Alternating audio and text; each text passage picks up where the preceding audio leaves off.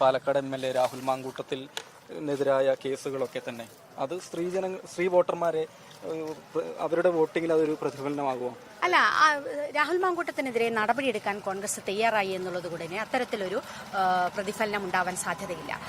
സംരക്ഷിക്കുകയാണെങ്കിൽ തീർച്ചയായിട്ടും അത് തിരിച്ചടിയായി മാറിയേനെ. പക്ഷെ ഒരു കാരണവശാലും രാഹുലിനെ സംരക്ഷിച്ചില്ല എന്ന് മാത്രമല്ല, ആരോപണം ഉയർന്നു വന്ന ഉടനെ തന്നെ നടപടിയെടുത്തു.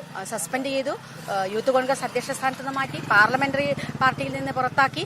ഈ തരത്തിൽ ശക്തമായ നടപടിയെടുക്കാൻ കോൺഗ്രസ് കഴിഞ്ഞു. പിന്നീട് പാർട്ടിയിൽ നിന്ന് തന്നെ പുറത്താക്കി. അപ്പോൾ അതുകൊണ്ട് തന്നെ അത് നല്ല ഇമേജാണ് കോൺഗ്രസ് ഉണ്ടാക്കിയത്. അത്തരം ആളുകൾക്കുള്ള ഒരു സന്ദേശം കൂടി കോൺഗ്രസിന് കൊടുക്കാൻ സാധിച്ചു എന്നതാണ് ഈ വിഷയത്തിൽ കാണാൻ കഴിയുന്നത്. രാഹുൽ മാങ്കൂട്ടത്തിൽ വിഷയത്തിൽ ഇന്ന് വോട്ട് രേഖപ്പെടുത്തിയതിനു ശേഷം മുഖ്യമന്ത്രി പറഞ്ഞ വാക്കുകളുണ്ട്, ശ്രദ്ധിച്ചിരുന്നു? അല്ല, തീർച്ചയായിട്ടും അത് ബഹുമാനപ്പെട്ട മുഖ്യമന്ത്രിയുടെ വാക്കുകൾക്ക്, ആ പ്രസ്താവനയ്ക്ക് അല്പമെങ്കിലും ആത്മാർത്ഥതയുണ്ടെങ്കിൽ സ്വന്തം പാർട്ടിയിൽ ഇതുപോലെ ആരോപണ വിധേയരായവരെക്കെതിരെ നടപടി എടുത്തിട്ട് വേണം. അതെടുക്കാത്തിടത്തോളം അതിന് ഒരു തരത്തിൽ രാഷ്ട്രീയ ലാഭത്തിന് വേണ്ടി മാത്രം പറയുന്ന പ്രസ്താവനയായിട്ട് മാത്രമേ അതിനെ കാണാൻ സാധിക്കുകയുള്ളൂ.